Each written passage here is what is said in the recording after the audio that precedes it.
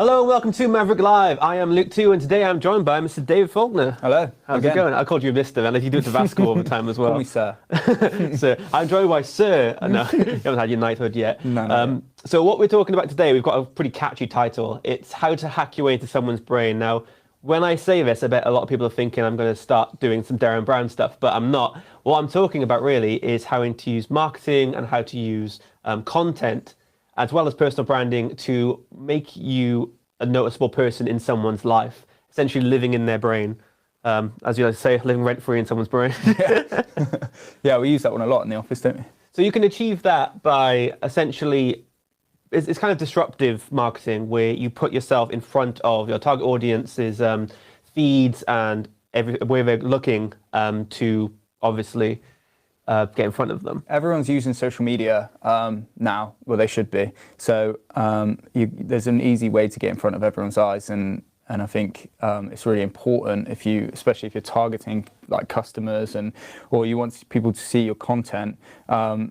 It's just making sure you're on everything is going to be really important. Yeah, it's being consistent with your content and showing yourself every day. So when it comes to obviously our LinkedIn content, we all at Maverrik have our own LinkedIn profiles that we build and we grow. We put out content, some to motivate us, all in different areas of what we do. So we've got like a vast content team all delivering content to people. And what that does then on the feed, you can see all of our content, and you can do this yourself in any company. It's showing that you're active and you're alive, and if you're consistently doing this, soon enough a person who looks at these profiles is going to just notice you all the time. Yeah, you play a massive part, especially if you're a company. You play a massive part in producing sort of brand awareness, so every time something you do gets noticed or the company does gets noticed, the more brand awareness you have, the more sort of reliable you look, the more trustworthy you look. If people just know your name, they're more likely to trust you. I don't know what the statistics are, but it must be quite high. If you mentioned a company and I know they exist, I'll be more likely to buy from them than someone I've never heard of. Yeah, even if you don't know exactly where you heard them from, but you've kind of come across them in passing. Familiarity is really important, I think, and it's easy to do that, and there's multiple ways you can do that, but just having a presence personally on these platforms is going to be really effective, not just the company, but the individual who's at the company as well. Yeah, it's the number one thing. Whenever anyone joins Maverrik, we've had like quite a boom during this era. Obviously, I think Dave, you're Dave, Dean mentioned in a big group meeting we had yesterday that we've hired more people during this time than we've had previously, all because we're growing. And everyone who comes in, we say to themselves, you got to be active on LinkedIn and show that you're here and your presence has grown. And then that obviously builds everything up. And any company can do this. Any company who have a massive sales team or a big marketing team, just get on LinkedIn, show some content, and then just put yourself consistently out there. Because we all know that content has shelf life. Yeah. I mean, I think Maverrik as a whole was within a couple of years ago was probably not. The name itself wasn't recognised at all. So I think all the employees have played a massive part here at generating more brand awareness by just having a stronger presence online. People started here with no following whatsoever and are now hitting the thousands because of it, aren't they?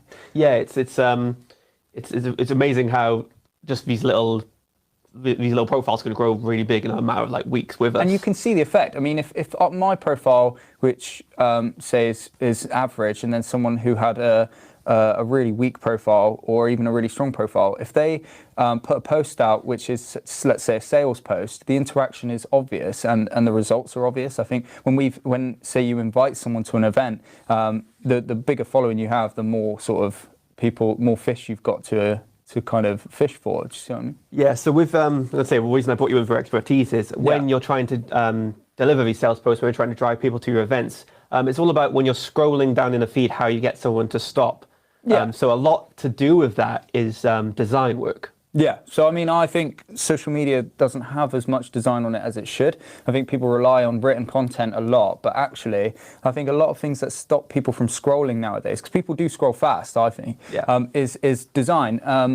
And just from my point of view, a lot of the ways you can kind of capture people with design is just making sure that you've got sort of a pleasing layout is really important. I mean, if you go past something, it just looks cluttered and you look scary to read, people I think people are naturally quite lazy a lot of the time on social media. So they're kind of looking for something to slow them down. And if it's something that's quite cluttered straight away, I mean, you're going to scroll past it because it just looks uninviting. That's kind of step one, I think, is the first thing that catches people. Do you see what I mean? Yeah, to invite people in and show that, okay, I kind of want to invest some time in this.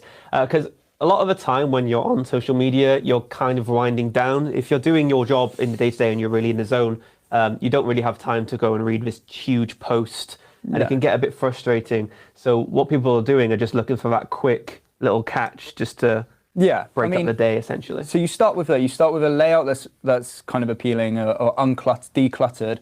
I think that's the most important thing. Then you're looking at, say, color. So people, regardless of whether they admit it or not, I think their eyes, their brain as well is they could be subject to stopping on specific colors. I mean, if you know your audience and you know your industries, color can represent certain industry quite strongly. I think if I was scrolling and I hit a red, it's quite a strong color, it might cause me to stop because I can associate with danger or something exciting. So I think color also plays a large part, as well as typography. I think the way you kind of show typography within a design can really sort of make someone stop. If the title is your sort of point to grab someone's attention and it's long, wordy, and all over the place, I think people are more likely to just scroll past it. Yeah, if you look at, I think the main contributor to these eye-catching moments is YouTube. If you look at YouTube thumbnails, a lot of people add a person onto it because I believe if you've got a person or anyone on the thumbnail or anything, if you scroll down a person there, it actually drives the engagement a little bit higher. You get more views from having a person on the actual thumbnail than just a small bit of text or a block of text, which is kind of what you don't really want. I think if you use a picture of someone on a design, it can give a personal approach. So it makes you think that that person's kind of, you already see the person before they're speaking to you, before you're watching them. You kind of know what they look like. You know it's not just some company that's kind of pushing something. There's a person behind it. I think it's quite important. Yeah, before these live shows and before any YouTube videos I was creating for Maverrik, people probably didn't believe I was actually real. Because they were talking to Dean and just be like, oh, I don't believe any of this team, are behind you. I think it's just, your show. But since then, obviously in the last 2 months of this live shows, I've introduced we're team members, we've seen what they know, and I think more and more now, having that personality has kind of driven us up a little bit extra, and it's helped us out quite tremendously. Yeah, when you're working in training and you're working specifically with people, and you they want to know you're invested in their business as much as they are. So when they can see that people are actively trying, and the people that are working for the company, they can see stuff about them, they know stuff about them, they can begin to trust them before even working with them. I think that's going to be really important for us going forward. Yeah, it's going to be interesting as we go on. We're trying to get more people from the team into these live shows, but it's quite tough and it's quite, I'd say, daunting because this is a live show. Like I could, trip and fall behind my chair and it would still be here. I think the what's scariest is anyone, especially me, you come on these lives and you want to provide people with value. People that are watching these, we all want to provide value. So in my case, I'm a graphic designer. I want to provide some sort of value to people who want to find out more. If someone's reading the title and they say, how to hack someone's brain, I want them to come away from this knowing that, if I do this, I might have a chance at achieving that.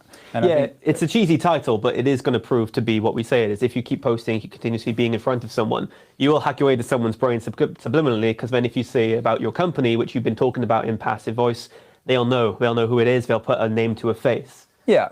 And they can do the same with if they have a problem or an issue. Yeah. They'll put your face then onto a solution to their problem because you're in that industry. I think just on a note on top of that is we're all representing our name and our company on social media. So any mistakes we make also get represented by us. It means that we need to be more conscientious about what we're posting out there and kind of think more about how we can kind of showcase ourselves, because most of our presence now is online. We're giving people the chance to judge us online without actually meeting us. So it's important what we post. Yeah, and it's breaking through that barrier and just being able to post and deliver and also have that value there. Yeah. Because if something is not worth seeing, they'll tell you by the figures. You won't get much engagement, you won't get many views. So you can tell when the value just isn't there. But sometimes the value can be there and you're missing it if you don't have the right strategy behind your posting as well. So if you have the right strategy but you're still not getting anywhere, that means your content's bad. If your content's just bad in general, then don't always go on that point. Yeah, no, I know what you mean. So you're basically saying that the strategy can be great, but if your content's bad, then obviously you get the same result as if your content's good and your strategy's bad. Yeah. I know what you mean. So I think it's Friday. Yeah, that's it. We're all coming near the end of the week. We all need the weekend. We're moving into, obviously we've got March coming up. And then from there, we're going to start slowly opening things up because the world is going to start going into overdrive as we move forward away from all of these lockdowns and all these small things. Like the world is going to be continuously chugging along. It's going to get faster and faster. So if you want to go and get a head start on that, heavily advise going over to Maverrik, checking out our free training courses and just putting a step in the right direction. But thank you so much for coming over, Dave. No problem. Thanks for having me again. And I'll see you guys on Wednesday at 12:15 p.m. Have a great day.